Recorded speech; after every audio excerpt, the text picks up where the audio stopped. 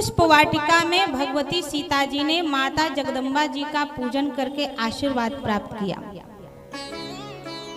रघुनंदन राम जी ने भी परमात्मा का पूजन किया, अपने गुरु का आशीर्वाद प्राप्त किया।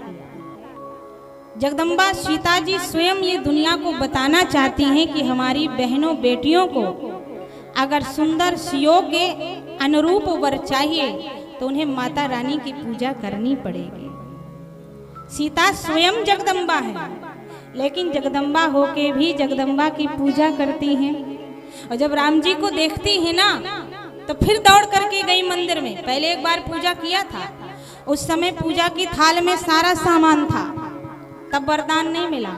लेकिन जब राम जी को देख करके आई और बावरी हो गई तो ना पूजा की थाली का ध्यान है, ना तो जल का ध्यान है, ना तो फूल का ध्यान है, ना तो अगरबत्ती का ध्यान है, कुछ भी नहीं चढ़ाया। जैसी थी वैसे ही मैया के सामने खड़ी हो गई और कहती है माता हमें वरदान दो। मैया ने आशीर्वाद भी दिया, मन जाहि राचो मिलहि सोबर सहज सुंदर सांवरो। जो मन में रच के आई हो वही तुम्हें पति के रूप में प्राप्त होंगे। उधर रघुनंदन राम जी भी गुरुदेव जी के पास जाके सच्चा मन से बोल देते हैं तो गुरु जी ने भी आशीर्वाद दे दिया।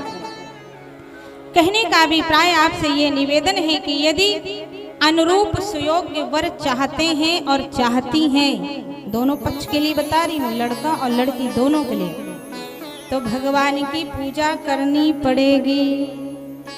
माताओं से एक प्रश्न करो, सीता जी को राम जैसे पति मिले और रुक्मिणी जी को भगवान कृष्ण जैसे पति मिले, द्रौपदी को भीम अर्जुन जैसे पति मिले, किसके बल पर मिले? क्या उनके माँ बाप ने बहुत दहेज दिया था इसलिए, या वो बहुत खूबसूरत थी इसलिए? नहीं बंधु, पूजा के बल पर मिले। जब सीता जैसी बेटियां माता के सामने जाके प्रार्थना करती हैं, हे माँ हमारे सुयोग के अनुरूप आप हमें वर दीजिए, तो मैया भी बेटियां माँ के ज्यादा करीब होती हैं, इसलिए माँ भी आशीर्वाद देती है, मन जाहि राचो मिलहि सोबर सहज सुंदर सांवरो।